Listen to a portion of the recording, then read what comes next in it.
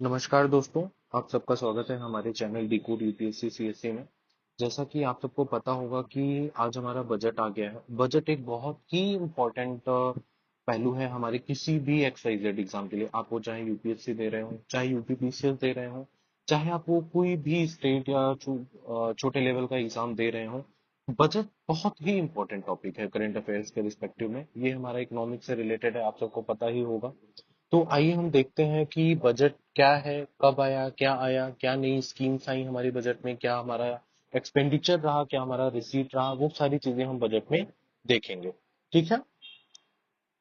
तो इसके पहले जो आया था हमारा, वो आया था इंटेरिम बजट आया था। इंटेरिम बजट कब आता है? इंटेरिम बजट हमारा तब आता है जब भी इलेक्शंस होने होते हैं। तो जैसे ही सरकार का जो 5 ईयर टर्म खत्म हो जाता है, अगर जिस साल मतलब वो खत्म होना होता है, तो उस साल हमारा नॉर्मल बजट नहीं आता। उस साल क्या आता है? हमारा इंटेरिम बजट आता है। इंटेरिम बजट क्या होता है कि वो कुछ महीनों के लिए बजट होता है, जिसमें सरकार के कुछ महीनों के खर्चे एंड एक्सपेंडिचर्स वगैरह रहते हैं।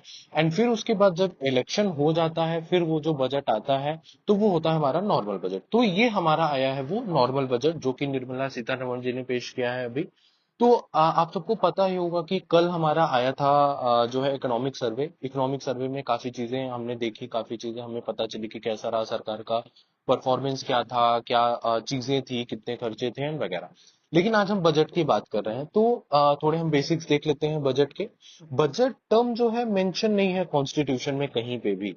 आप ये बहुत ही इंपॉर्टेंट एक चीज है। स्टेट पीसीएस या फैक्ट से रिलेटेड जितने भी एग्जाम्स होते हैं, अक्सर वहां पे ये वन लाइनर क्वेश्चंस में कभी कभी आ जाता है कि क्या मेंशन है कॉन्स्टिट्यूशन में, क्या नहीं मेंशन है। यूपीएससी में भी काफी टाइम ऐसे क्वेश्चंस आए हुए हैं जिसमें उन्होंने ऐसे स्टेटमेंट में दिया हुआ है कि ये मेंशन है, ये मेंशन नहीं है, और ये हर साल कोई ना कोई क्वेश्चन इससे जरूर ही आता है। एक्चुअली में जो कॉन्स्टिट्यूशन में लिखा हुआ है वो लिखा हुआ है एनुअल फाइनेंशियल स्टेटमेंट। क्या लिखा हुआ है? Annual financial statement. और इसके बारे में and इस फाइनेंशियल स्टेटमेंट के बारे में जितने भी फाइनेंशियल मैटर है हमारे कॉन्स्टिट्यूशन में, आर्टिकल 112 से लेके 117 तक, ये आर्टिकल्स हमारे किससे डील करते हैं? फाइनेंशियल मैटर से डील करते हैं। ठीक है। एंड एक और इंपॉर्टेंट चीज है, आर्टिकल 114 सब क्लॉज 3 जो है हमारा, ये कहता क्या है कि article 1143 of constitution stipulates that no amount can be withdrawn, no amount can be withdrawn from consolidated fund without the enactment of the law, that is appropriation bill। मतलब कि कोई भी टाइप ऑफ अमाउंट, कुछ भी पैसा सरकार तब तक नहीं ले सकती है। कहां से? कंसोलिडेटेड फंड ऑफ इंडिया से हमारा। ठीक है। जब तक अप्रोप्रिएशन बिल हमारा पास नहीं हो जाता है। और ये किस आर्टिकल में है हमारा appropriation bill? Article 114 sub clause 3 में। ठीक है। जैसा कि आपको शायद ही याद होगा कि इंटीरिम बजट में हमारी फाइनेंस मिनिस्टर जी ने 4 कास्ट के बारे में बात किया था। वो बहुत ही इंपॉर्टेंट था कि जैसे अगर आप मेंस के आंसर राइटिंग कर रहे हैं या कहीं पे भी आप अपने आंसर को इनरिच करना चाह रहे हैं, तो कुछ नया जैसे दिखाना है आपको, तो ये बहुत ही, ये इसके जो टर्म्स यूज होते हैं ये बहुत ही इंपॉर्टेंट होते हैं आपके आंसर्स में दिखने के लिए। आपके आंसर्स को एक बहुत अच्छा लुक देता है, बहुत अच्छा, ये मतलब एक अलग ही दिखता है एग्जामिनर को। तो इंटीरियम बजट में हमारी फाइनेंशियल मिनिस्टर जी ने बात की थी फोरकास्ट के बारे में। क्या था वो? Poor, women, youth and farmer. उन्होंने कहा कि पुअर, वुमेन, यूथ और फार्मर ही हमारे देश के 4 कास्ट हैं, ना कि हिंदू, मुस्लिम एंड वगैरह वगैरह जो है हमारा। ठीक है।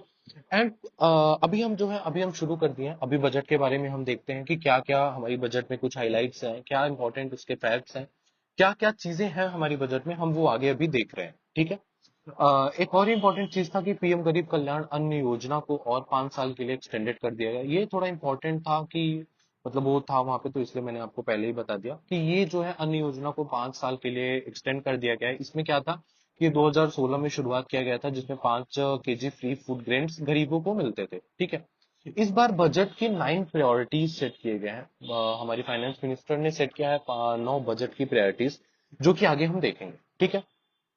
अब हम आगे देखते हैं कि क्या क्या है हमारे बजट में। सबसे पहला तो है कि 4 मेजर कास्ट के बारे में बात किया है हमारे फाइनेंस मिनिस्टर में। क्या क्या है अभी हमने ऊपर देखा? Farmer, poor, youth and women. ठीक है। अब बजट के 4 थीम्स भी हैं हमारे। एक है एम्प्लॉयमेंट, एक है skilling, MSMEs and middle class. आप कहीं भी देखेंगे, आप हम जैसे हमारे इंडिया की बात करें अगर, तो इंडिया में मिडिल क्लास और एमएसएमई एक बहुत बड़ा रोल प्ले करती है हमारी इकोनॉमी में। स्पेशली अगर हम एमएसएमईज की बात कर रहे हैं तो वो एक बहुत बड़ा रोल प्ले करती है हमारी इकोनॉमी में, ठीक है। तो बजट में ये चार थीम्स को बहुत, मतलब कि थीम्स का क्या मतलब है कि हम इन चार चीजों पे बहुत खुल के बात करेंगे, इन चार चीजों की तरफ हम एकदम ध्यान देंगे। जो भी होगा ये हमारी चार चीजें एकदम प्रायोरिटी सेट होंगी हमारी इन सब पे, ठीक है। आगे बात करते हैं हम, ये अभी आगे देखेंगे हम, पहले हम और आगे बात कर लेते हैं कि 9 प्रायोरिटीज के बारे में, जो कि पहले था।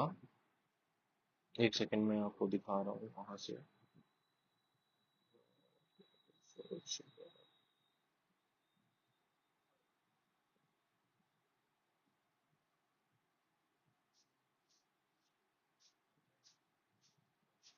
ठीक है। तो चार थीम्स हमारी हो गई, चार बजट की थीम्स थी। अब आगे हम देखते हैं प्रायोरिटीज फॉर विकसित भारत जो है हमारा। सबसे पहला है हमारा एग्रीकल्चर रिसर्च को। एग्रीकल्चर रिसर्च को बहुत फोकस किया जा रहा है आज के टाइम पे। ऐसा क्यों है? क्योंकि एग्रीकल्चर रिसर्च से हमारा बहुत काम होना है। कंप्रिहेंसिव रिव्यू किया जा रहा है, एग्रीकल्चर सेटअप रिसर्च सेटअप किया जाएगा, ताकि हम अलग अलग, क्यों हम ये इस पे ज्यादा फोकस कर रहे हैं, क्यों इस पे ज्यादा फोकस कर रहे हैं, क्योंकि क्लाइमेट चेंज बहुत तेजी से हो रहा है आज के टाइम पे हमारा।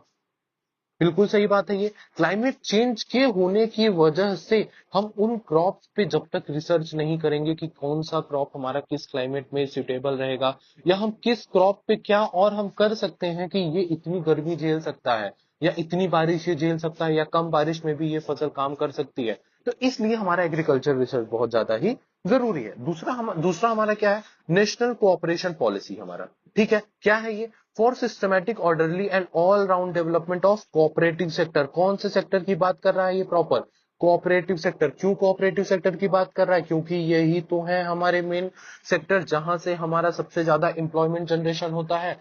क्यों ऐसा है? क्योंकि गवर्नमेंट हमें इतना एम्प्लॉयमेंट तो प्रोवाइड कर नहीं पा रही है। तो सबसे ज्यादा जो एम्प्लॉयमेंट हमें कहीं से मिल रहा है वो हमारा कोऑपरेटिव सेक्टर से मिलता है, ठीक है। आत्मनिर्भरता की बात करते हैं। आत्मनिर्भरता किस चीज में? ऑयल सीड्स में। कौन से ऑयल सीड्स है हमारे main? Mustard, groundnut, sesame, soybean and sunflower. ये बहुत ही इंपॉर्टेंट है हमारे लिए, ठीक है।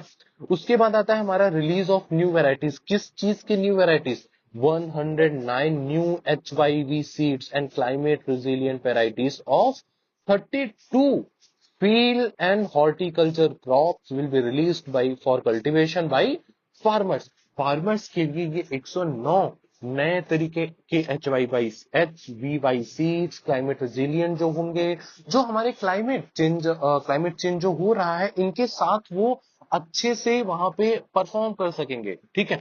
और अलग अलग हॉर्टिकल्चर के क्रॉप्स कौन से होते हैं आपको अच्छे से पता है ये चीजें, ठीक है। And vegetable production and supply chain पे हमारा बहुत ज्यादा ध्यान है सरकार का, कि promotion of FPOs, cooperatives and startups for vegetable supply chain for collection, storage and marketing. देखिए किसी भी चीज में अगर आप देखेंगे, कोई भी चीज होगी वो हमेशा वहां पे स्टोरेज का बहुत बड़ा रोल होता है। क्यों स्टोरेज और मार्केटिंग कलेक्शन का, इन तीनों चीजों का बहुत बड़ा रोल है?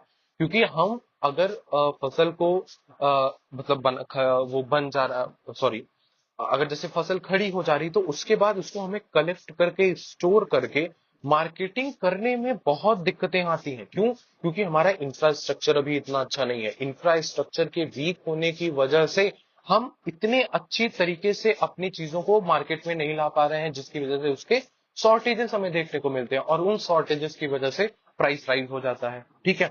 एंड एक बहुत ही इंपॉर्टेंट टर्म अभी देखने को मिला है ये, कि इस बार नेचुरल फार्मिंग पे बहुत ज्यादा प्रमोशन ये हुआ है। 1 crore farmers across the country will be initiated into what? Natural farming supported by certification and branding in next 2 years। ठीक है, अगले 2 साल में करीबन 1 करोड़ फार्मर्स को क्या बोलते हैं साथ में लेके नेचुरल फार्मिंग पे बहुत ज्यादा ही फोकस किया जाएगा, ठीक है। आगे हम देखते हैं, और ये नेचुरल फार्मिंग किस चीजों की मदद से, किन चीजों की मदद से होगी? बायो इनपुट रिसोर्सेज की मदद से होगी। बायो इनपुट रिसोर्सेज क्या होते हैं? वो रिसोर्सेज जो हमें नेचर से आसानी से मिल सकते हैं, ठीक है। अब और एक और इंपॉर्टेंट चीज है कि श्रिम्प प्रोडक्शन एंड एक्सपोर्ट पे। श्रिम्प क्या है हमारा? एक टाइप ऑफ फिश है हमारा ये, ठीक है, हमें पता है ये एक टाइप ऑफ फिश होता है। फाइनेंसिंग, इसके लिए फाइनेंस किया जाएगा किसकी मदद से? नाबार्ड की मदद से। नाबार्ड हमें पता है वो एक ऐसा ऑर्गेनाइजेशन है, ये एक ऐसी बॉडी है जो कि स्पेशली किन के लिए बनी है? रूरल सेक्टर्स के लिए बनी है, या आप कह सकते हैं फार्मर्स के लिए बनी है, इनको प्रमोट करने के लिए बनी है। एंड हम इन फिशेस का एक्सपोर्ट करेंगे। क्यों हम फिशेस का एक्सपोर्ट करेंगे? क्योंकि अगर आप इंडिया के देखेंगे तो किनारे पूरा ये हमारा कोस्टल एरिया है और बहुत huge amount of fish production हमारे इंडिया में होता है। ठीक है, आगे हम देखते हैं डिजिटल पब्लिक इंफ्रास्ट्रक्चर किसके लिए होगा? फार्मर्स के लिए होगा। And the lands in 3 years, इसका कवरेज किया जाएगा कि 3 सालों में हम फार्मर्स के लैंड को कवर करेंगे, डिजिटली उनको कनेक्ट करेंगे, उनका सर्वे किया जाएगा कि कितने डिस्ट्रिक्ट्स में? 400 डिस्ट्रिक्ट्स में डिजिटल क्रॉप सर्वे होगा। ठीक है, एंड जन सामर्थ्य बेस्ड केसीसी कार्ड्स को इश्यू किया जाएगा। ठीक है, एंड एक बहुत ही इस बार का इंपॉर्टेंट स्कीम आया पीएम की तरफ से कि 5 पैकेज स्कीम उनका है। बेसिकली किसके लिए है? वो एम्प्लॉयमेंट एंड स्किलिंग के लिए है। हम आगे देखते हैं कि पहले तो 3 पैकेजेस हम देख लेते हैं एम्प्लॉयमेंट लिंक्ड इंसेंटिव के लिए। सबसे पहला है कि 1 month wage to new entrants in all formal sectors in 3 installments up to 15,000 रुपए। मतलब 5-5 हजार रुपए करके 3 इंस्टॉलमेंट सरकार देगी उन सारे नए एंट्रियों में जिन्होंने सबसे पहली बार अपनी जॉब को शुरुआत किया है या सबसे पहला शुरुआत किया है। एंड इससे कितने लोगों को बेनिफिट होगा? 210 lakhs द यूथ को बेनिफिट होने वाला है। एंड ये पहला स्कीम है, फर्स्ट टाइमर्स के लिए है। सेकेंड स्कीम किसके लिए है? Job creation in manufacturing sector में। मैन्युफैक्चरिंग सेक्टर में क्या है ये? कि फर्स्ट टाइम एम्प्लॉइज जो होगा एक तो उनके लिए है, एंड दूसरा क्या है कि इन एम्प्लॉइज एंड एम्प्लॉयर को अब ईपीएफओ से जब भी कनेक्ट करेगी, ईपीएफओ क्या है? एम्प्लॉय प्रोविडेंट फंड ऑर्गेनाइजेशन है, हमें अच्छे से पता है। एंड सरकार क्या करेगी कि अब सरकार भी इसमें अपना कंट्रीब्यूशन देगी, एंड सरकार अपनी तरफ से भी कुछ पैसे लगा के ये यहाँ पे कंट्रीब्यूशन उनका करेगा उन यूथ के लिए भी, और इससे करीबन हमें 30 लाख यूथ का फायदा देखने को मिलेगा। And government will reimburse EPFO contributors of employers up to 3,000 per month for 2 year for all new hires, and it will expect to generate 50 lakh jobs। ठीक है, क्यों इतना जॉब पे फोकस किया जा रहा है? Why this much focus on job? कल के अगर आप इकोनॉमिक सर्वे को बिल थोड़ा भी अगर देखे हैं या समझ रहे हैं या थोड़ा कहीं भी आपने सुना होगा, तो कल एक बहुत बड़ी बात की गई थी इनइक्वालिटीज को लेके। और इसमें एक बहुत इंपॉर्टेंट फैक्टर ये बताया गया था कि अगर सरकार आने वाले टाइम में करीबन 75 lakh to 1 crore job yearly उनको नहीं प्रोड्यूस अगर वो करते हैं, आप समझ रहे हैं कितना ह्यूज अमाउंट है ये? अगर ये ईयरली इतने जॉब वो नहीं देते हैं तो बहुत ज्यादा इकोनॉमिक इनइक्वालिटीज आ जाएंगी। क्या आ जाएगा बच्चों? इकोनॉमिक इनइक्वालिटीज आ जाएंगी हमारी। और ये बहुत ही बेकार चीज होती है किसी भी इकोनॉमी के लिए कि एक बहुत अमीर है, एक एकदम गरीब है। ठीक है, तो इस गैप को फिल करने के लिए एम्प्लॉयमेंट का होना बहुत ज्यादा जरूरी है। ठीक है, इसलिए सरकार इस पे इतना ज्यादा फोकस कर रही है। ठीक है, आगे हम देखते हैं, ये तीसरा स्कीम था एम्प्लॉयर्स को सपोर्ट करने के लिए। ठीक है, चौथा हमारा क्या है? Skilling programme. स्किल पे बहुत ज्यादा फोकस कर रही है सरकार। ऐसा क्यों स्किल पे बहुत ज्यादा फोकस कर रही है? क्योंकि हमको बहुत अच्छे से पता है कि अगर आपके पास स्किल नहीं होगा तो आप बिना स्किल के कैसे ही कोई जॉब कर पाएंगे। बिना स्किल के कोई भी यूथ कहीं भी नहीं जॉब कर सकता है। तो स्किलिंग प्रोग्राम पे फोकस क्या है? 20 lakh youth will be skilled over a 5 year period. 5 सालों में लगभग 20 लाख युवाओं को स्किल्ड किया जाएगा। ठीक है, फोर्थ स्कीम है ये हमारी। And 1,000 industrial training institute setup किए जाएंगे। इंडस्ट्रियल ट्रेनिंग इंस्टीट्यूट से क्या कहना है उनका? इंडस्ट्रियल ट्रेनिंग इंस्टीट्यूट से उनका कहना है कि हम इनको ट्रेन करेंगे इंडस्ट्रीज के लेवल पे, जैसे इंडस्ट्रीज को रिक्वायरमेंट होगी, ताकि वहां से डायरेक्ट रिक्रूटमेंट हो जाए इन यूथ का और इन्हें डायरेक्ट जॉब प्रोवाइड हो जाए। ठीक है, वहां पे कोर्स कंटेंट होगा design align as per skill needs of industry. ठीक है, एंड एक बहुत ही इंपॉर्टेंट चीज, आप अगर कल के इकोनॉमिक सर्वे में आप देखेंगे आपको पता चला होगा वुमेन का पार्टिसिपेशन। ठीक है, वुमेन्स का पार्टिसिपेशन बहुत जोरों से हुआ है इस बार। एंड अगर आप देखेंगे कि facilitate higher participation of women in the workforce through setting up of working women hostel collaboration with industry and establishing teachers, ठीक है। एंड एक और उसके आगे हमारे क्या एक नया चीज दिख रहा है कि loans up to 7.5 lakh with a guarantee from a government promoted fund and expected to help 25,000 students every year, ठीक है। एंड एक और चीज है कि हायर एजुकेशन, देखिए किसी भी कंट्री के लिए, किसी भी नेशन के लिए एजुकेशन का प्रमोशन बहुत जरूरी है, ठीक है। एजुकेशन पे जितना ज्यादा प्रमोट करेगा गवर्नमेंट, उतनी ज्यादा अच्छी हमारी जनरेशन निकलेगी। जितनी अच्छी जनरेशन एजुकेटेड होगी, स्किल्ड होगी, उतना कम उनको चांस रहेगा कि वो अनएम्प्लॉयड रह पाएंगे, ठीक है।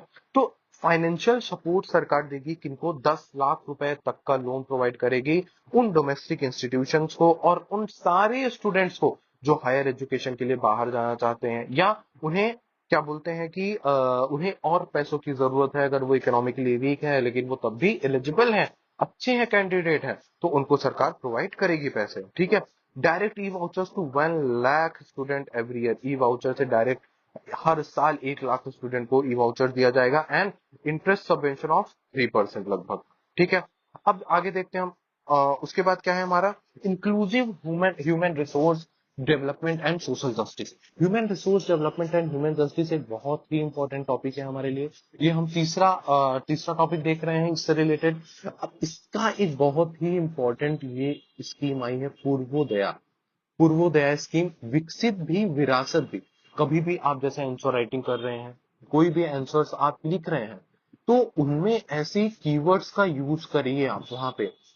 ये कीवर्ड्स आपके आंसर्स को इनरिच करते हैं, बहुत ही ज्यादा इनरिच करते हैं। एंड एग्जामिनर कभी भी चेक करेगा, एग्जामिनर देखेगा कभी भी आपकी कॉपी, जब भी वो चेक कर रहा है, तो उसको लगेगा कि नहीं, इन्होंने गवर्नमेंट को साथ में लेके, मतलब काफी अच्छे ढंग से उन्होंने इस चीज को तैयार किया है। एंड क्योंकि आप एक एडमिनिस्ट्रेटिव जॉब की तैयारी कर रहे हैं, तो आपको कभी भी गवर्नमेंट को ये नहीं कहना है कि ये खराब है या ये अच्छा काम नहीं कर रही है या ऐसा कुछ नहीं। आप कभी भी अपने आंसर्स में या कभी भी ऐसा सोच भी नहीं सकते हैं। आप चाहे वो प्रीलिम्स की बात करें, चाहे वो मेंस की बात करें, चाहे वो इंटरव्यू की बात करें, मैं इन तीनों की बात कर रहा हूं। इन तीनों में प्रीलिम्स में अगर हम देखें तो काफी क्वेश्चंस ऐसे आते हैं स्कीम से रिलेटेड, आप बहुत ही कम, रेयर ही देखे होंगे कि क्वेश्चंस में गवर्नमेंट को क्या बोलते हैं कि गलत ठहराया गया होगा या उनको जो है डिफेम करने की कोशिश की गई होगी। हमेशा उनके स्कीम्स को बढ़ा चढ़ा के बताया जाता है। आप कभी भी एग्जाम में भी लिख रहे हैं, आप आंसर राइटिंग कर रहे हैं या इंटरव्यू कहीं पे भी हैं आप, तो आपको ये चीज बहुत ध्यान देनी है कि कभी भी आपको गवर्नमेंट को डिफेम नहीं करना है, ना ही गवर्नमेंट के खिलाफ जाके आपको कोई भी चीज बोलनी है, ठीक है। तो ये हमारा स्कीम है पूर्वोदया स्कीम। किसके लिए है? ह्यूमन रिसोर्स डेवलपमेंट के लिए है। ह्यूमन रिसोर्स डेवलपमेंट का क्या मतलब होता है? सिंपल सा मतलब होता है ह्यूमन रिसोर्स डेवलपमेंट का कि हम ह्यूमन पे बेसिकली काम कर रहे हैं। ह्यूमन मतलब स्किल का प्रोडक्शन कर रहे हैं, उनको एजुकेशन प्रोवाइड कर रहे हैं, उनको जस्टिस दिलवा दे रहे हैं, उनको इकोनॉमिक जस्टिस मिल रहा है, मतलब हर चीजों पे हम फोकस कर रहे हैं, ठीक है। पूर्वोदय का क्या मतलब है? पूर्वोदया दो वर्ड से मिलकर बना है, अगर आप ध्यान देंगे। पूर्व, पूर्व मतलब क्या होता है? ईस्ट, ईस्ट, ठीक है। ईस्ट, ईस्ट, आप ऐसे इसको याद कर सकते हैं कि पूर्वोदया मतलब पूर्व, पूर्व पे ध्यान दिया गया है, यहाँ पे पूर्व पे दया की गई है। एक ऐसे जैसे निमोनिक्स आप बना सकते हैं इस चीज के लिए, ठीक है।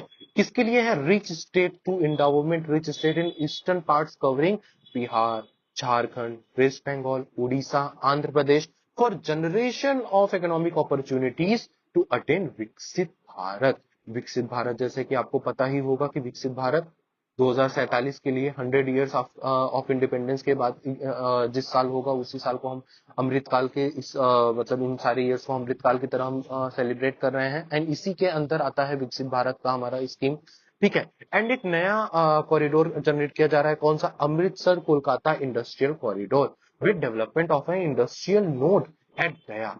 गया एक बहुत ही इंपॉर्टेंट रिलीजियस सेंटर है हिंदू कम्युनिटी के लिए, ठीक है। बहुत ही इंपॉर्टेंट सेंटर है ये।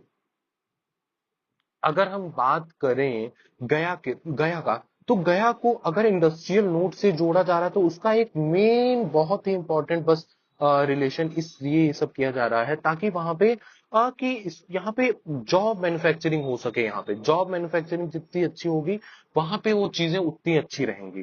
ठीक है। ठीक है। तो हम इंडस्ट्रियल कॉरिडोर जो है हमारा बनाया जा रहा है, and allocation of more than 3 lakh crore for schemes benefiting women and girls. Women and girls के लिए बहुत ही इंपॉर्टेंट स्कीम्स ये एलोकेशन करेंगे। 3 लाख करोड़ लगभग नए नए स्कीम्स बना के उस वो उनको प्रोवाइड कराएंगे अलग अलग स्कीम्स के थ्रू। ठीक है। एक और नई स्कीम है प्रधानमंत्री जनजातीय उन्नत ग्राम अभियान। एक और ऐसी ही स्कीम आई थी, आपको अगर याद होगा, पिछले साल या इसी साल के स्टार्टिंग में प्रधानमंत्री जनजाति योजना के तहत आया था कुछ। तो मुझे लगता है कि उसी के अंदर ये हो रहा है कि प्रधानमंत्री जनजाति उन्नत ग्राम अभियान में improving the socio economic condition of tribal communities. Tribals पे बहुत ज्यादा ध्यान दे रही है सरकार। Covering 63,000 villages benefiting 5 crore tribal peoples. Tribal peoples पे बहुत ज्यादा ध्यान दे रही है। ऐसा क्यों? क्योंकि ये हमारी जो कम्युनिटी है इनको बहुत ज्यादा एक्सप्लॉइट किया जा रहा है। लोकल, वहाँ के लोकल गवर्नमेंट एंड ये काफी लोग वहां पे एक्सप्लॉइट कर रहे हैं। क्यों? क्योंकि इनको नहीं पता है इनके नेचुरल राइट्स या लीगल राइट्स इनके। ठीक है। तो इनको हम और ज्यादा इनकी एक सोशियो इकोनॉमिक कंडीशन को इम्प्रूव कर रहे हैं। क्यों इम्प्रूव कर रहे हैं? क्योंकि ये जब इम्प्रूव होगा तभी तो ये एजुकेट होंगे, तभी इनको पता चलेगा, तभी इनको आगे होने वाली चीजों के बारे में जो सरकार इनके लिए कर रही है वो उसका लाभ उठा पाएंगे। ठीक है।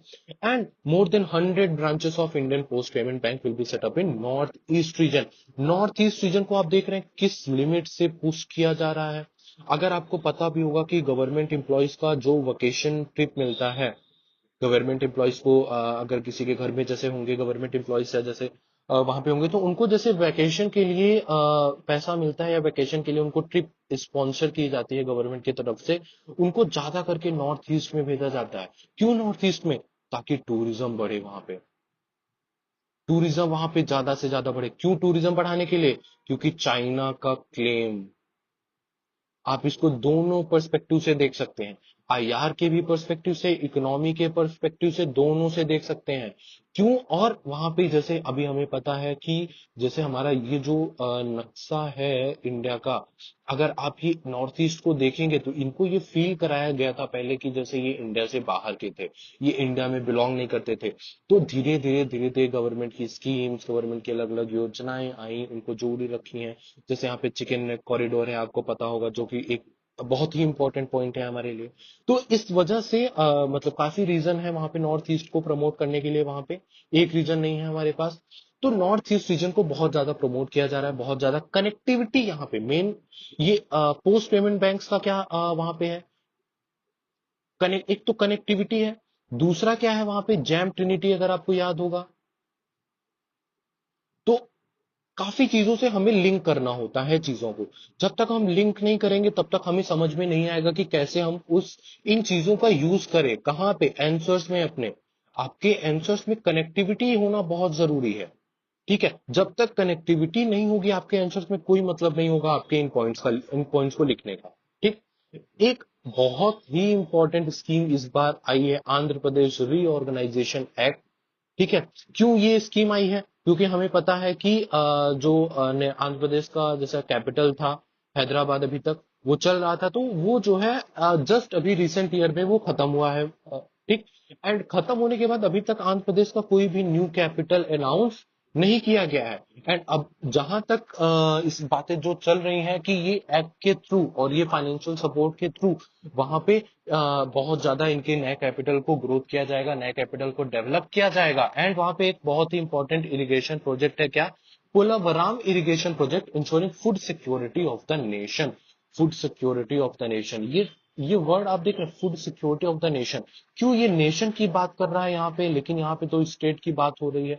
आंध्र प्रदेश एक स्टेट है, क्या आंध्र प्रदेश से ही डायरेक्ट हमारे नेशन का फूड सिक्योरिटी इंश्योर होगा क्या? नहीं, ऐसा नहीं है। बट हाँ, आंध्र प्रदेश का बहुत ही इंपॉर्टेंट रीजन जो होता है हमारे क्रॉप की प्रोडक्शन में होता है। आंध्र प्रदेश एक एग्रीकल्चरल स्टेट है वहां पे। ठीक है। तो वहां पे इन इरिगेशन प्रोजेक्ट्स के थ्रू वहां पे एग्रीकल्चर को प्रमोट करना होगा, जिससे हम फूड सिक्योरिटी को टैकल कर पाएंगे। ठीक है। एसेंशियल इंफ्रास्ट्रक्चर जैसे वाटर की कमी वहां पे बहुत होती है, पावर का शॉर्टेज बहुत होता है, railways, roads in Koparthi node of Visakhapatnam Chennai industrial corridor. ये बहुत इंपॉर्टेंट रीजन है हमारा, ये बहुत ध्यान से आप लोग इसको ध्यान से देखिएगा। और ये आपका सिर्फ मेंस में ही नहीं, ये आपका पीवाईक्यू अगर आप देखेंगे प्रीलिम्स के पर्सपेक्टिव से या वनडी एग्जाम्स जितने भी आपके होते हैं, अक्सर इन जगहों पे, इन जगहों का लोकेशन या इन जगहों के आसपास के एरियाज को पूछा जाता है कि ये कहाँ पे है या इसका क्या स्पेसिफिक यूज है वहां पे। अब जैसे ये ओरवाकाल है, कोपाठी है, पोलावराम है, तो ये देखना बहुत इंपॉर्टेंट है कि इन सब के आसपास क्या है, क्यों यहाँ पे इरिगेशन प्रोजेक्ट है वगैरह। ठीक है, आगे हम देखते हैं मैन्युफैक्चरिंग एंड सर्विसेज के बारे में हम देखते हैं। ठीक है, new assessment model for MSME credit. ठीक है, credit guarantee scheme for MSME in the manufacturing centre, enhanced scope for mandatory onboarding in TReDS and Mudra loans. ये आप अगर आपको याद होगा कि मुद्रा लोन्स प्रोवाइड किया जाता था। The limit enhance rupees to rupees 20 lakh from the current rupees 10 lakh under the Tarun category. इसमें तीन कैटेगरी बांटा गया था, किशोर था, तरुण था एंड एक और था, मुझे याद नहीं आ रहा है अभी। ठीक है, आगे देखते हैं credit support to MSME during stress period. Stress period का क्या मतलब है, जैसे कोविड का टाइम हुआ था कभी, कुछ टाइम था हमें, हम बहुत स्ट्रेस में चल रहे थे। स्ट्रेस पीरियड का क्या मतलब है कि इकोनॉमी हमारी बहुत स्ट्रेस में थी, तो ऐसे टाइम में हम एमएसएमई का फुल क्रेडिट सपोर्ट करेंगे। And MSME unit for food irradiation quality and safety testing में भी। अब देखिए हम तभी थोड़ी टाइम पहले ऊपर हमने बात किया था, यहाँ पे अगर आप देखेंगे ये, जैसे ये फोर्थ स्कीम था हमारा, हमने बात किया था यहाँ पे 5 स्कीम आया हुआ है गवर्नमेंट की तरफ से, 3 स्कीम ऊपर से 4 ये था, एंड फिफ्थ हमारा है ये ये ठीक है, इंटर्नशिप अपॉर्चुनिटीज फ्रॉम पीएम। क्या है ये internship opportunities, scheme for providing internship opportunities in 500 top companies to 1 crore youth in 5 year. आपको पता होगा कि इंटर्नशिप क्या होता है। इंटर्नशिप एक टेम्परेरी पीरियड के लिए जैसे हायर किया जाता है, अगर वहां पे वो अच्छा काम करते हैं, अच्छे तरीके से अपने अपने आप को प्रेजेंट करते हैं अपने स्किल्स को, तो वो उनको इनसे डायरेक्ट हायर कर लेती है। ठीक है, एंड इंटर्नशिप अपॉर्चुनिटी से एक और इम्पोर्टेंट इनका ये कहना है कि हम जब बड़ी कंपनियों में काम करते हैं तो हमें वहां पे एक्सपीरियंस होता है, हमें पता चलता है कि क्या है वहां पे कंपनी में, कैसे लोग वहां पे किस लेवल के हैं, किस लेवल का काम कर रहे हैं, किस लेवल का किस लेवल का स्किल है उनके पास, और वो कैसे अपने आप को प्रेजेंट करते हैं वहां पे। ठीक है, and allowance of rupees 5,000 per month along with one time assistance of rupees 6,000 through the CSR fund. CSR fund क्या है, कॉर्पोरेट सोशल रिस्पॉन्सिबिलिटी के थ्रू 5,000 पर महीने दिए जाएंगे यहाँ पे। ठीक, एंड और यहाँ पे मैन्युफैक्चरिंग सेंटर में और कुछ चीजें थी जो छूट गई थी यहाँ पे, कि 12 इंडस्ट्रियल पार्क बनाए जा रहे हैं under the national industrial corridor development programme के through, and rental housing with dormitory type. Dormitory type आपको पता होगा, ठीक है, dormitory type accommodation for industrial workers in PPP mode and with VGF support.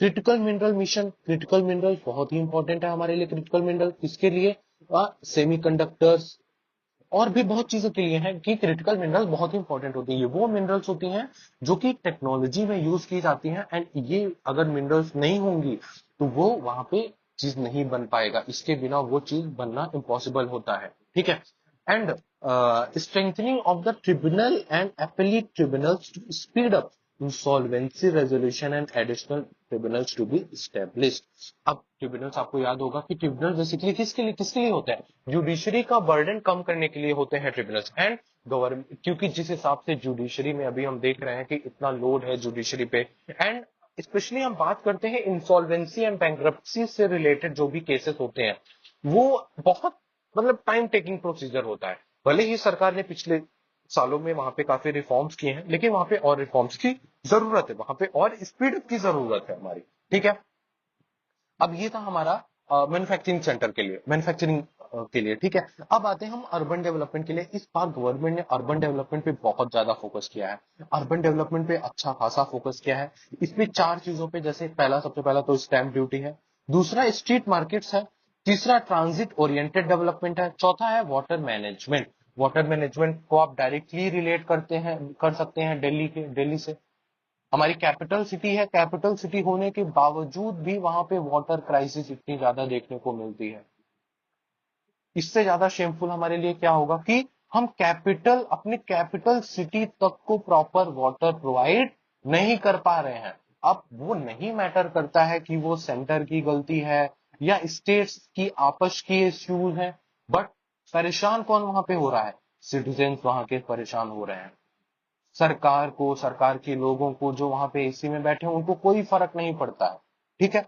तो वाटर मैनेजमेंट में क्या हम देख रहे हैं? Promote water supply, sewage treatment and solid waste management projects and services for 100 large cities through bankable projects. ठीक है। 100 large cities के लिए क्या क्या चीजें होंगी हमारी? वाटर सप्लाई प्रमोट किया जाएगा, सीवेज को प्रॉपर ट्रीट किया जाएगा एंड सॉलिड वेस्ट मैनेजमेंट पे प्रॉपर प्रॉपर फोकस किया जा रहा है। ठीक है। एंड दूसरा क्या है? Transit oriented development. Transit transit क्या होता है? ट्रांजिट मतलब ट्रांसपोर्ट से रिलेटेड। हम जो स्टोर करते हैं उसको एक जगह से दूसरी जगह ट्रांसपोर्ट करते हैं, तो ट्रांजिट ओरिएंटेड डेवलपमेंट में क्या करेगा? 14 large cities with population of about 30 lakh, जिन सिटीज में 30 लाख के अबव पॉपुलेशन है, उन सिटीज में ट्रांजिट ट्रांजिट ओरिएंटेड डेवलपमेंट होगा। वहां पे ट्रांसपोर्ट इंफ्रास्ट्रक्चर वगैरह को काफी तेजी से डेवलप किया जाएगा। एंड तीसरा क्या आता है हमारा?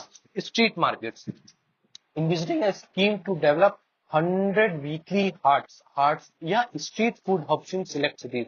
आपको अभी रिसेंटली पता होगा कि जैसे आज के टाइम पे नाइट मार्केट्स बहुत तेजी से शुरू किए गए हैं। नाइट मार्केट में क्या होता था कि नाइट मार्केट में वहां पे स्ट्रीट फूड्स को, हार्ट्स को प्रमोट किया जाता था, ताकि वहां पे जो लोकल कम्युनिटी है वहां की, जो वहां पे लोकल प्रोड्यूसर्स हैं, जैसे हमें पता है कि हर शहर का कुछ ना कुछ चीज बहुत ही ज्यादा फेमस होता है।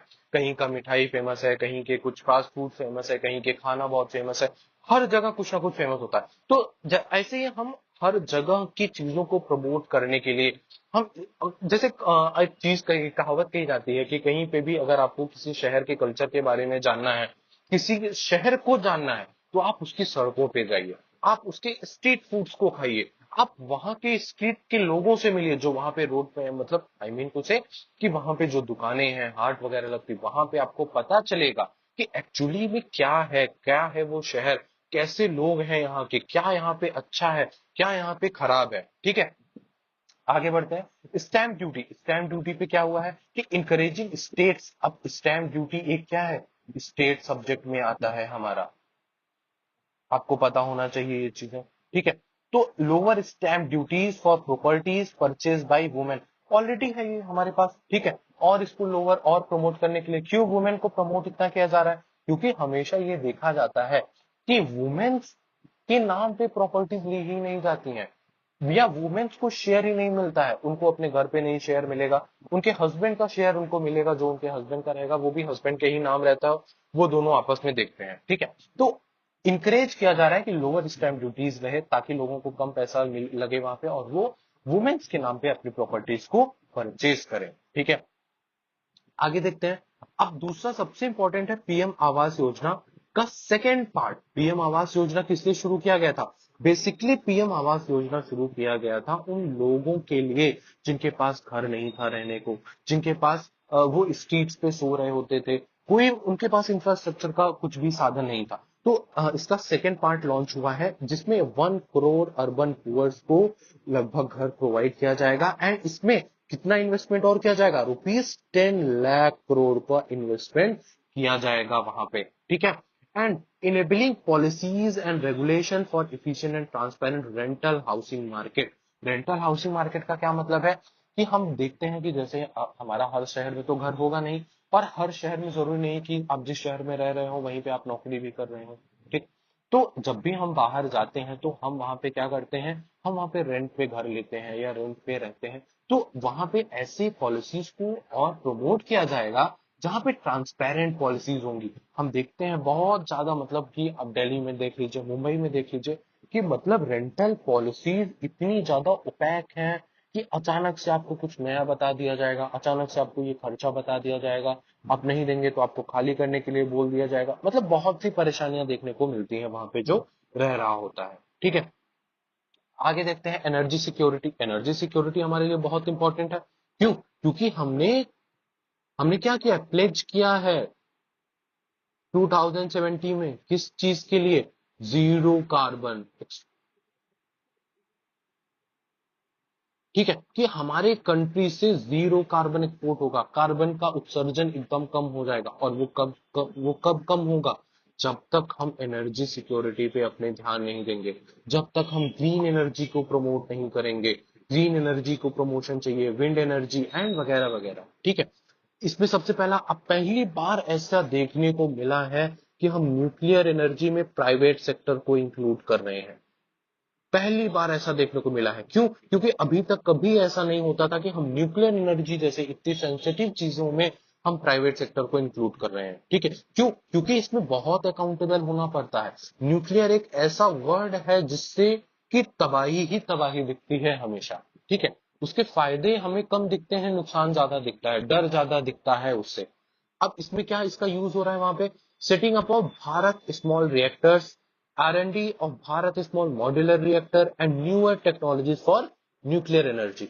देखो भाई, न्यूक्लियर एनर्जी बहुत ही इफिशिएंट है, बहुत ही लेस पॉल्यूटिंग है। एंड अगर हम न्यूक्लियर के थ्रू एनर्जी का प्रोडक्शन कर रहे हैं तो हम अपने कार्बन इमिशन को बहुत एक्सटेंड तक कम कर सकते हैं वहां पे। एंड ये बहुत ही इंपॉर्टेंट था वहां पे कि हम प्राइवेट सेक्टर्स को भी अपनी इस फील्ड में इनवाइट करें। ठीक है, एंड दूसरा क्या था? Energy audit.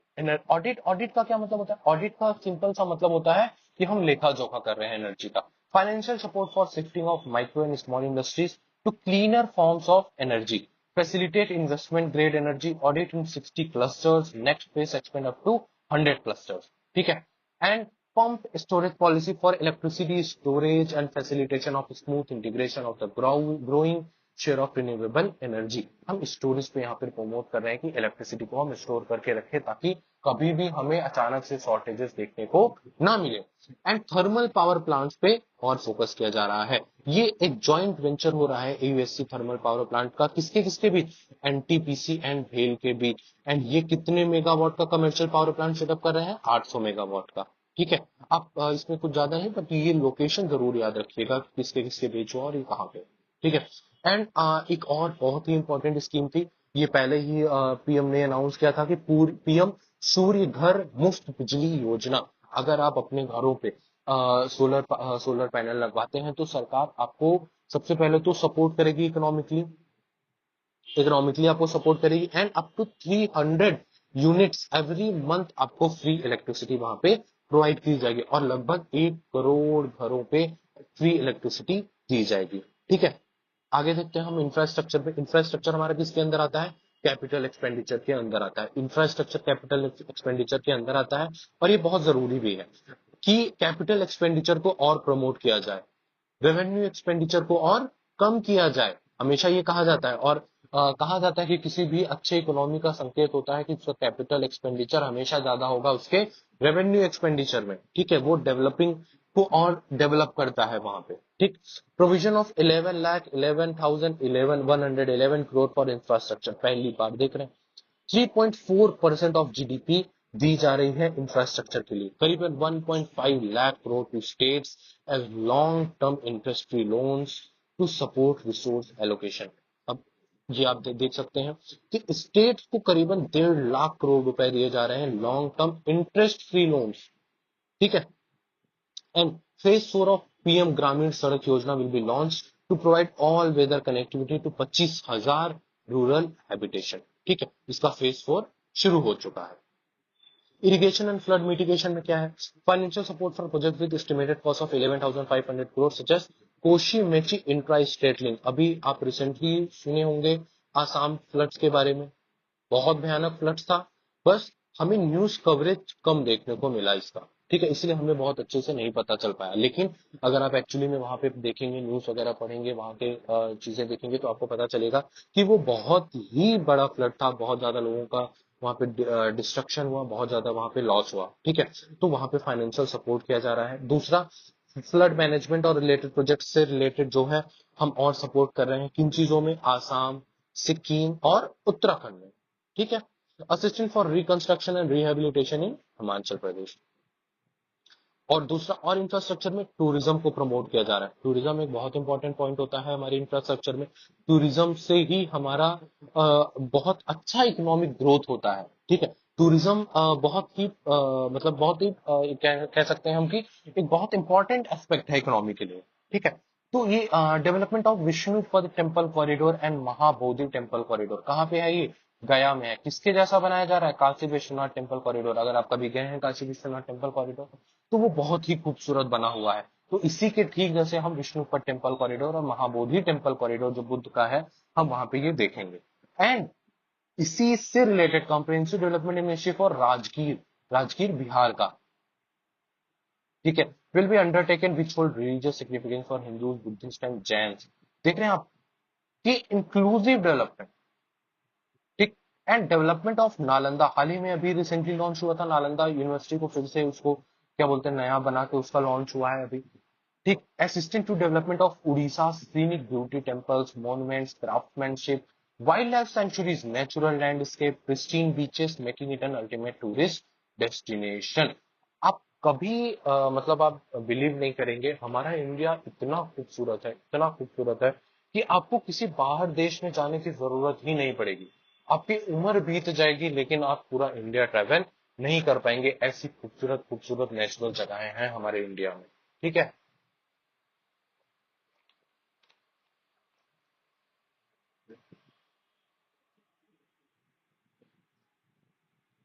ठीक है, आगे देखते हैं हम।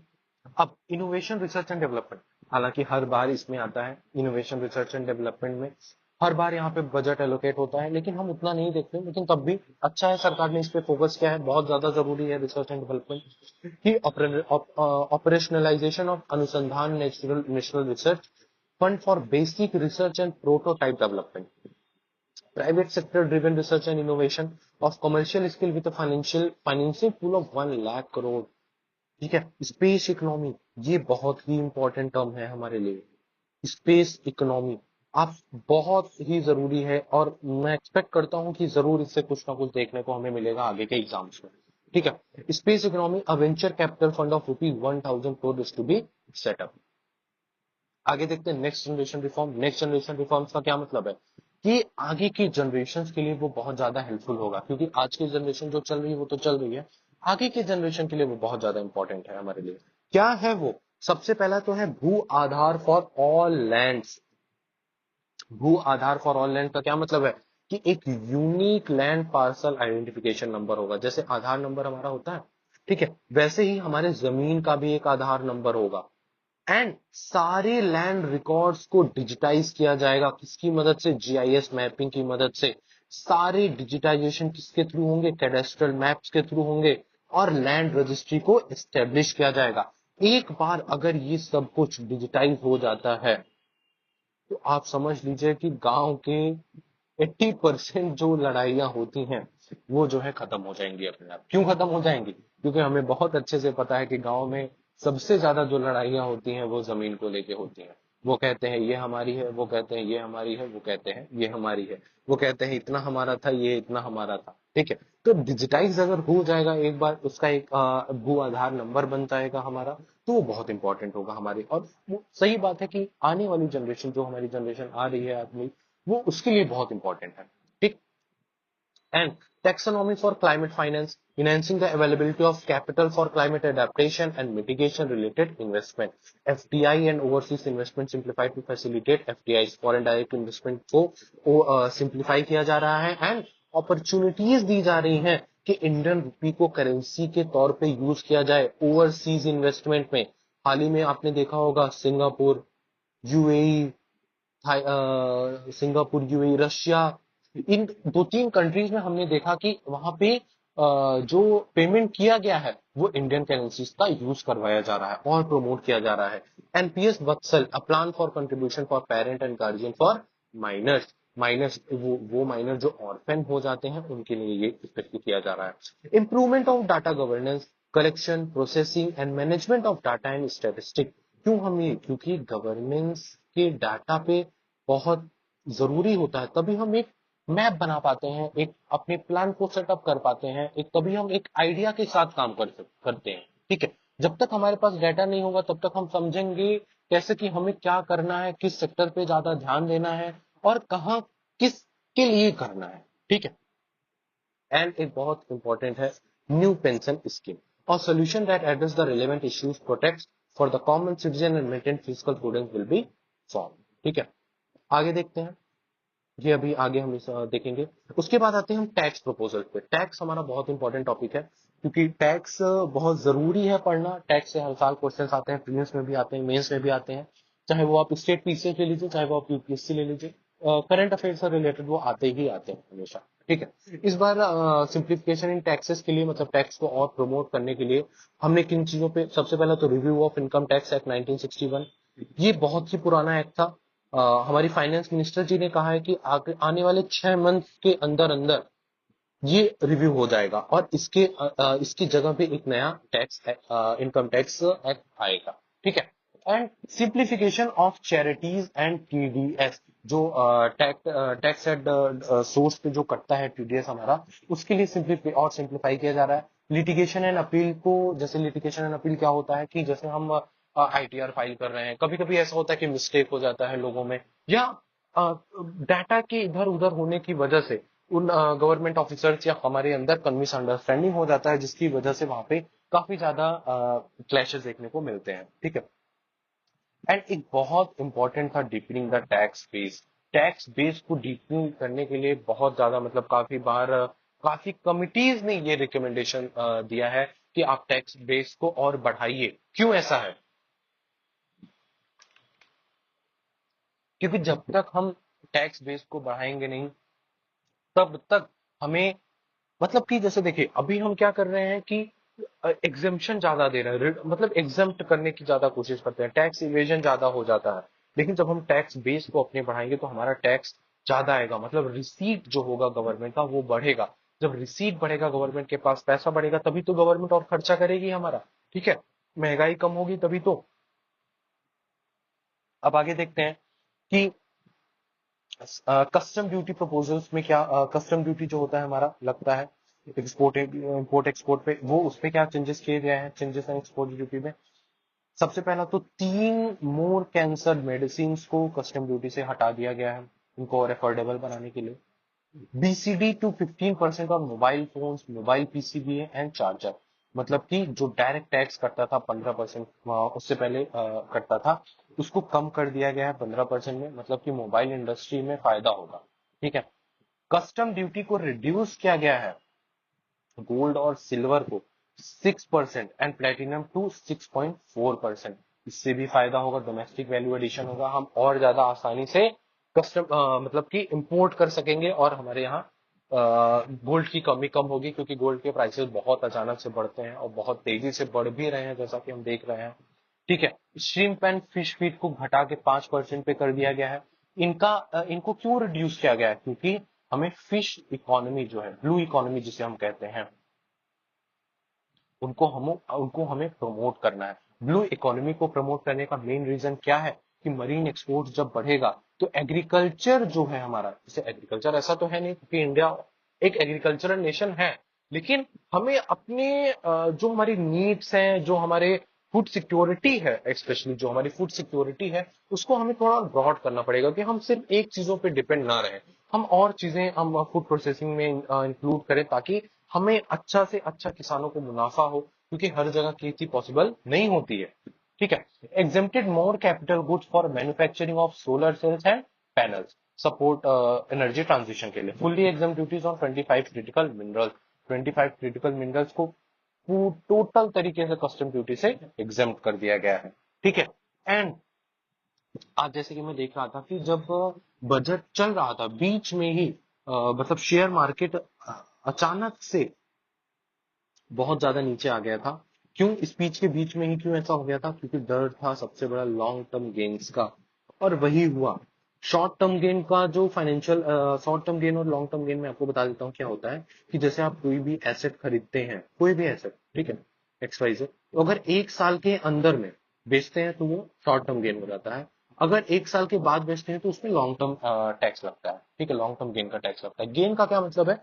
गेन का मतलब प्रॉफिट पे वो टैक्स लगता है, जो आपका प्रॉफिट हुआ रहेगा उस पे टैक्स लिया जाता है। तो अगर शॉर्ट टर्म गेन है तो उस पे 20% टैक्स लगेगा, एंड लॉन्ग टर्म है तो उसको बढ़ा के क्या कर दिया गया है? 12.5% कर दिया गया है। एंड लेकिन अब भाई ये बहुत ज्यादा है। आप देखेंगे कि 20% टैक्स और 12.5% टैक्स बहुत ज्यादा होता है, ठीक है। तो हम मिडिल क्लास लोगों के लिए, भाई हम लोग मिडिल क्लास ही है ना, तो अभी जैसे जो छोटे मोटे हैं इन्वेस्टर्स हैं, तो इनको छूट देने के लिए हमने 1.25 लाख का एग्जेम्पशन किया है कि अगर आपका 1.25 लाख तक का जो प्रिंसिपल है या प्रॉफिट वगैरह मिला के है, तो आप एग्जेम्प्टेड है, आपको कोई टैक्स देने की जरूरत नहीं है, ठीक है। एंड एंजल टैक्स को एबॉलिश कर दिया गया है। एंजल टैक्स क्या था, अगर आपको याद हो, एंजल टैक्स क्या था कि एंजल इन्वेस्टर्स होते थे, ये कौन होते थे, ये स्टार्टअप्स में, ठीक है, स्टार्टअप जैसे होता था, तो स्टार्टअप्स में डायरेक्टली इन्वेस्ट करते थे। इनको अगर लगता था, जैसे जुआ टाइप का होता था, इनको लगता था कि आगे चल के ये बहुत ज्यादा बड़ी कंपनी बन सकती है, कुछ ऐसा हो सकता है, तो ये डायरेक्टली इन्वेस्ट करते थे, इसको प्रमोट करते थे बेसिकली, ठीक है। तो वो एंजल इन्वेस्टर्स कहलाते थे। तो जो वो इन्वेस्ट जो करते थे उस पर टैक्स कटता था, तो उसको हमने पूरी तरीके से एबॉलिश कर दिया ताकि वहां पे और हम स्टार्टअप्स को प्रमोट कर पाए। And simpler tax regime to operate domestic cruise, provide for safe harbour rate for foreign mining companies selling raw diamond, जो सेल करते हैं उनके लिए सेफ रेट्स मतलब कि स्टेब्लिश किया गया है। एंड कॉर्पोरेट टैक्स को घटा दिया गया है 40% से डायरेक्ट 35%, 5% कम किया गया है, ठीक है। बहुत इंपॉर्टेंट है ये कि मतलब फॉरेन कंपनीज का जो ये टैक्स कम किया गया है। क्यों ऐसा है, क्योंकि आप देखेंगे कि जो टैक्स लगता था फॉरेन कंपनीज को वो बहुत ज्यादा होता था, ठीक है। अब आते हैं हम नए टैक्स रिजीम पे। हम टैक्स वाला ये पहले देख लेते हैं, फिर हम आगे देखते हैं एक्सपेंडिचर और रिसीव गवर्नमेंट का कितना है, ठीक। तो न्यू टैक्स रिजीम के हिसाब से इस बार थोड़ा सा बदलाव आया है टैक्स रिजीम्स में। क्यों, क्योंकि जो पिछले साल का टैक्स रिजीम था, मतलब कि अभी भी ऐसा है, ऐसा नहीं है कि अभी नहीं है वो, हमें दो ऑप्शंस मिले हैं कि आपको जो आपका मन का है आप वो टैक्स चूज कर सकते हैं। न्यू टैक्स रिजीम के अंडर में क्या है कि 0 से 3 लाख तक आपको कुछ नहीं देना है, 3 से 7 लाख तक, ठीक है, 3 लाख के बाद जितने का अमाउंट होगा उस पर 5%, 7 से 10 लाख पे 10%, 10 से 12 पे 15, 12 से 15 पे 20, एंड बियॉन्ड 15 अगर होगा तो 30% देना पड़ेगा हमको टैक्स। लेकिन एक और इंपॉर्टेंट चीज क्या हुई है इसमें कि स्टैंडर्ड डिडक्शन जो 50,000 का होता था वो बढ़ा के 75,000 रुपए कर दिया गया है। मतलब कि अगर आपका सपोज करिए कि 3,75,000 आता है नेट इनकम आपका ईयरली, तो अब आपका ये 75,000 भी एग्जेम्प्ट हो जाएगा और आप 3 लाख के अंडर में आ जाएंगे और आपको 0 टैक्स देना पड़ेगा, ठीक है। तो ये बढ़ा दिया गया है इसको। एंड आगे देखते हैं हम क्या है कि deduction on family pension for pensioners increase from 15,000 से 25,000। फैमिली पेंशन का जो पेंशनर होता था उसको इंक्रीज करके 15 से 25,000 कर दिया गया है, ठीक है। अब बहुत ही इंपॉर्टेंट एक चीज आती है कि रुपी आता कहाँ से है, कितना आ रहा है, किस एरिया से आ रहा है और जाता कहाँ है और कितना जा रहा है। क्योंकि भाई हमें भी तो जानना जरूरी है ना कि जो हमारे लिए पैसा आ रहा है वो पैसा आ रहा है तो कहाँ से आ रहा है, कितना वहां से आ रहा है, ठीक है। अगर वहां से इतना आ रहा है तो और पैसे कहाँ जा रहे हैं हमारे, जो हम टैक्स दे रहे हैं वो कहाँ पे हमारे खर्चा हो रहे हैं गवर्नमेंट के द्वारा, ठीक है। तो सबसे ज्यादा आता है हमारा रुपी कहां से आता है, बोरोइंग एंड अदर लाइबिलिटीज से आता है। 27% हमारा कहां से आता है, बोरोइंग से, हम लेते हैं उधार। दूसरा 9% आता है नॉन टैक्स रिसीट से, ठीक है। नहीं, हम उस इंक्रीजिंग डिक्रीजिंग उसमें चलते हैं। सबसे ज्यादा 27% बोरोइंग से आ रहा है। दूसरा आ रहा है सबसे ज्यादा इनकम टैक्स से, 19% आ रहा है। उसके बाद कॉर्पोरेशन टैक्स से कितना आ रहा है, 17% आ रहा है, ठीक है। उसके बाद हमारा आता है जीएसटी एंड अदर टैक्सेस, जो कि डायरेक्ट टैक्सेस है। नॉन टैक्स रिसीट आता है, फिर 5% एक्साइज ड्यूटी से आता है, 4% कस्टम से आता है, एंड 1% हमारा सिर्फ इससे आता है, नॉन डेट कैपिटल रिसीट से आता है, ठीक है। तो आप इसको पूरा जोड़ेंगे अगर तो 100 आ जाता है हमारा, ठीक है। तो ये हमारे एरियाज है जहां से हमारे पैसे आते हैं। सबसे ज्यादा कहां से आता है, बोरोइंग से आता है। ये क्वेश्चन एक बार पूछा गया है प्रीलिम्स में, पूछा गया क्या था कि उसने कहा था कि इंक्रीजिंग ऑर्डर में बताना था हमको, ऑप्शन दिए थे 4 कि इंक्रीजिंग ऑर्डर में कौन सा सही है, तो उसमें ये पूछा गया था पहले ही, ठीक है। तो आप इसको ध्यान से रखिएगा, ये वनडे एग्जाम्स के लिए जरूरी है हमारे। एंड जाता कहाँ है हमारा पैसा, सबसे पैसा हमारा जा रहा है स्टेट को, देख रहे हैं 21 जाता है हमारा, स्टेट्स को जाता है, ठीक है। State shares of taxes and duties 21%। Interest payment फिर हम कितना करते हैं, 19% हम इंटरेस्ट पेमेंट करते हैं अपना, तीन चीजों पे, वो जो बोरोइंग लिया था हमने उधार लिया था ना अभी 27% का, तो उसका हमें इंटरेस्ट भी तो देना पड़ेगा ना भैया। बिना इंटरेस्ट दिए कोई हमें पैसा देगा क्या? कोई नहीं देगा। ठीक है। उसके बाद 16% हम स्कीम्स वगैरह में खर्चा करते हैं, डिफेंस सब्सिडीज वगैरह में। ठीक है। उसके बाद फाइनेंस कमीशन अदर ट्रांसफर के लिए 9%, अदर एक्सपेंडिचर के लिए 9%, सेंट्रली स्पॉन्सर्ड स्कीम के लिए 8%, सब्सिडीज के लिए 6% एंड डिफेंस के लिए हमारा कितना आ रहा है? 8% आ रहा है। ठीक है। अब अच्छा, एक बार हम ओवरव्यू देख लेते हैं कि किस एरिया को कितना मिला इस बार। सबसे ज्यादा किसको मिला है? डिफेंस को मिला है। बहुत इंपॉर्टेंट, इस बार डिफेंस पे बहुत ज्यादा सरकार फोकस कर रही है हमारे। 4,54,773 करोड़ रुपए। फिर उसके बाद किस पे? रूरल डेवलपमेंट पे कितना देख रहे हैं? 265,808। फिर एग्रीकल्चर एंड एलिड एक्टिविटीज में 1,51,851। होम अफेयर्स में कितना? 1,50,983। एजुकेशन में कितना? 1,25,638। आईटी टेलीकॉम में इतना, हेल्थ में इतना, हेल्थ में देख रहे हैं कम हुआ है। एनर्जी में 68, सोशल वेलफेयर में इतना, कॉमर्स एंड इंडस्ट्री में इतना। हमें इसको बढ़ाने की जरूरत थी शायद, लेकिन ठीक है, गवर्नमेंट के अपने प्लान्स हैं। ठीक। अब मेजर स्कीम सबसे ज्यादा किस पे फोकस किया गया? एमजी नरेगा में फोकस किया गया है। उसके बाद रिसर्च एंड डेवलपमेंट में देखिए 840 से 1200। इसके बाद न्यूक्लियर पावर प्रोजेक्ट्स में, फार्मास्यूटिकल इंडस्ट्रीज में, सेमीकंडक्टर्स पे दुगना फोकस किया गया है। देख रहे हैं? सोलर ग्रिड पे, डायरेक्ट ट्रांसफर के लिए डीबीटी जो था, एलपीजी सब्सिडीज में एंड आइडिया स्कीम्स के अंदर में। अब आते हैं हम रिसीट्स एंड एक्सपेंडिचर्स में। रिसीट्स और एक्सपेंडिचर क्या होता है हमारा, हमें अच्छे से पता है कि रिसीट्स हमारे वो होते हैं कि कहां से पैसा आ रहा है हमारा। ठीक है। और एक्सपेंडिचर क्या होता है हमारा? एक्सपेंडिचर होता है हमारा कि कहां पैसा जा रहा है। ठीक है।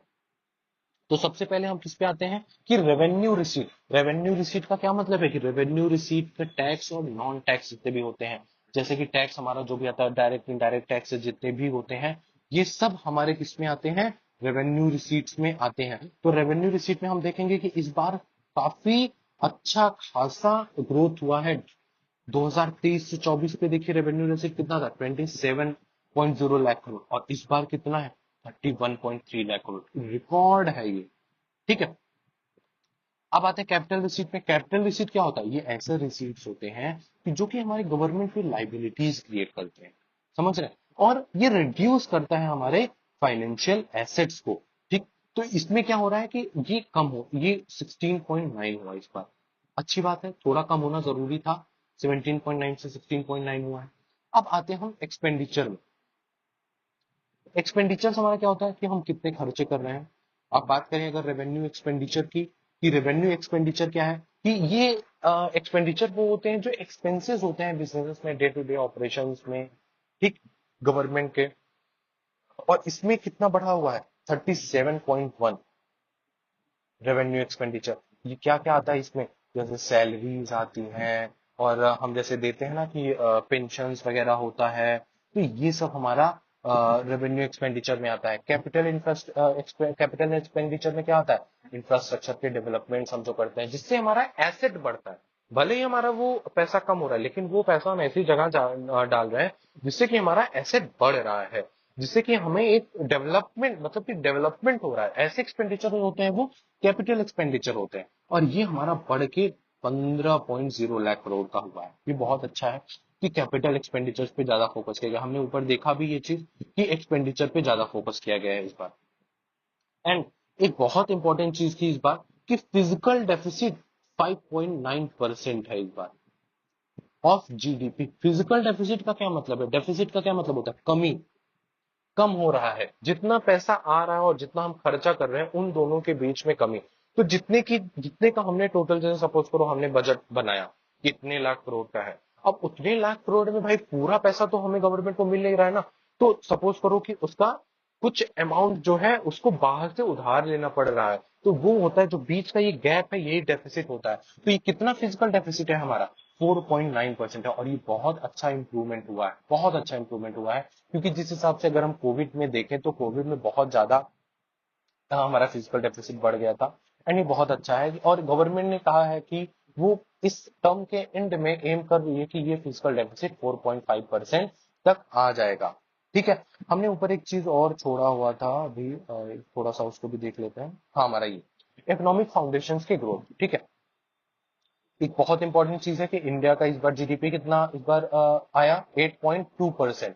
8.2% इन फाइनेंशियल ईयर 2024 अभी जो बीता है, और प्रेडिक्ट किया गया है कि जो ये नेक्स्ट ईयर आ रहा है 2024 से 25 में कितना प्रेडिक्ट किया गया है, 6.5 से 7% प्रेडिक्ट किया गया है। ठीक है, तो ये था हमारा बजट। फिजिकल डेफिसिट भी देखिए गिरा हुआ है, इन्फ्लेशन भी हमारा कम हुआ है, 5.4% पे आ गया है। 4 ± 2% पे होता है इन्फ्लेशन हमारा, आपको पता होगा। ये एक मतलब कि रेट डिसाइड किया गया है कि इतने में ही होना चाहिए। ठीक, तो ये था हमारा बजट। बजट हमारा आ गया है और ये बजट हमारे लिए बहुत इंपॉर्टेंट है। होप करता हूँ कि आप लोग को समझ में आया होगा जो मैंने बताया आपको। और मैं कोशिश करूंगा कि मैं अपनी तरफ से पूरी कोशिश करूं आप लोग को डिलीवर करने की। चैनल आप लोग प्लीज सब्सक्राइब कर लीजिए, डिकोड यूपीएससी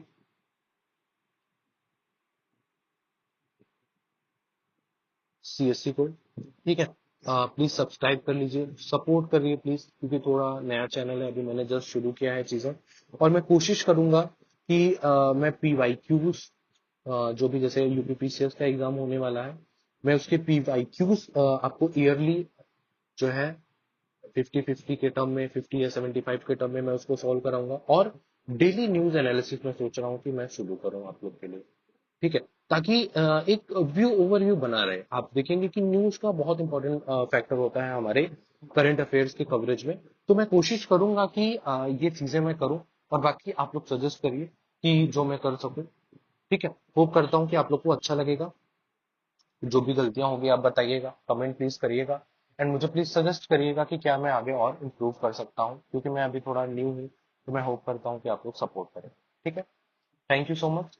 आज के लिए इतना ही, फिर आगे हम नेक्स्ट लेक्चर में मिलते हैं। Thank you.